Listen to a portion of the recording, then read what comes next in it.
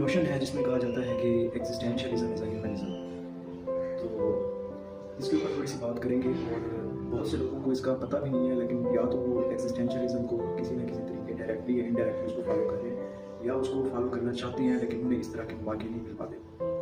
तो ये notion J P shorter, जो कि एग्जिस्टेंशियलिज्म के बानी में से एक उनको समझा जाता है, तो उन्होंने ये 1945 के लेक्चर्स में ये बात की। और ये उनका जो इस पर फोकस था वो ये था कि इसको सेल्फिशनेस की तरफ भी, बाज़ औक़ात सेल्फ सेंटर्डनेस की तरफ भी इस नोशन को लिया जाता है। तो जे पी सार्टर ने इसको सारा क्लैरिफाई किया कि ये सेल्फ सेंटर्डनेस नहीं है, बल्कि ये जो है ह्यूमनिज्म है। तो existentialism basically step by step इस तरह प्रोसीड करती है कि वो कहते हैं कि ये जो एक दुनिया है जिसमें हम आ गए हुए हैं, तो ये मीनिंगलेस है। इसी तरह इसको नाइलिज्म, यानी कि दुनिया का में कोई इंसान का पर्पज़ नहीं है, उससे भी रिलेट किया जाता है। तो उन्होंने उसका भी रिबटल जवाब दिया। तो पहला वो ये कहते हैं कि ये दुनिया जब इंसान इसमें आता है तो ये उसके लिए मीनिंगलेस होती है। लेकिन अगली बात वो ये कहते हैं, जो कि नाइलिज्म का रिबटल है, कि वो कहते हैं कि इसमें फिर उसने अपनी ज़िंदगी का पर्पज़ या मीनिंग खुद ढूंढना है, फिगर आउट करना है।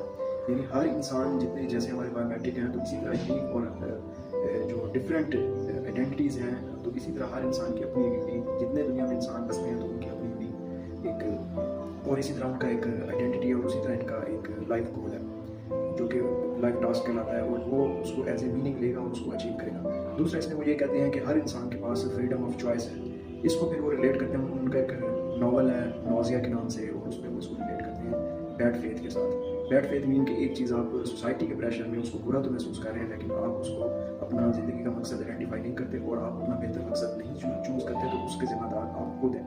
यानी उनके मुताबिक ये एक आर्बिट्रेरी वर्ल्ड है, और इसके अंदर हमने अपनी ज़िंदगी का जो मकसद है वो खुद अपनी चॉइस से डिफाइन करना और चूज़ करना है। और फिर वो तीसरे नंबर पे कहते हैं कि इस सारे का जो बर्डन है, ये जो डिसीजंस हमने लेने हैं, वो हमारे ऊपर बतौर इंडिविजुअल है, ना कि उसमें सोसाइटी या किसी और बंदे का कसूर है, जिनकी वजह से या जिनके प्रेशर में या जिनकी बातों या तानों के डर से हम वो डिसीजंस ले नहीं पाते या अपनी ज़िंदगी तब्दील नहीं कर पाते। तो ये इस सारे का खुलासा है, और वो भी इसी वजह से कहते हैं कि ये ह्यूमनिज्म है। इसी तरह एक और जगह पे भी वो कहते हैं कि जजमेंट के हवाले से भी उनका है कि डू नॉट जज someone just because they sin differently than you, या वो कहते हैं वी डू नॉट जज people, we just love them, कि दुनिया में जैसे जितने भी लोग हैं तो वो सब हमारे लिए काबिल एहतराम है। दुनिया में जो भी काम कर रहे हैं उन्होंने चूँकि चूज़ किया है, तो यकीनन उसमें कोई ना कोई पर्पज़ या फिलोसफी होगा। इसी तरह वो कहते हैं कि जो मॉरल कोड्स हैं दुनिया के, वो भी सब्जेक्ट टू डिस्कशन है।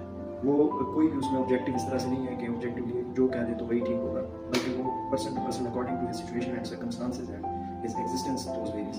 तो इस सारे को वो सम अप करते हैं कि societal existence is important but individual existence is more supreme. यानी बंदे ने स्ट्रगल भी खुद करनी है, बंदे ने जो डिसीजंस लेने हैं उसका बर्डन भी उस पर खुद पे आना है, और जो उसके कंसिक्वेंसेज हैं वो भी उसने मेनली खुद फेस करने हैं, और तो उसके फैमिली रिलेटिव्स दोस्त किसी हद तक उसको हेल्प कर सकते हैं, लेकिन एट द एंड इवेंचुअली जो मेजर उसका सारा ये स्ट्रगल होगी या ये सब कुछ होगा उसने खुद फेस करना होता है एज एन इंडिविजुअल, बतौर एक फर्द।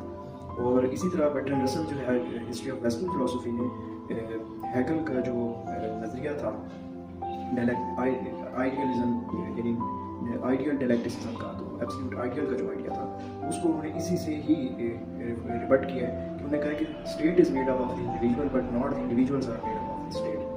तो इसको अगर हम समराइज़ करें तो वो ये है कि एग्जिस्टेंशियलिस्ट जो है, जो कि लॉजिकल पॉजिटिविस्ट के अपोजिट हैं, और इस वक्त वेस्ट में सबसे ज़्यादा पॉपुलर जिस फिलोसफी को प्रैक्टिस किया जा रहा है, चाहे लोगों को इस थ्योरी का पता है या नहीं है, तो वो एग्जिस्टेंशियलिज्म है। और उसकी वजह ये है कि ये एक फ़र्द को उसकी ज़िंदगी जीने का एक मकसद और हक मुहैया करती है।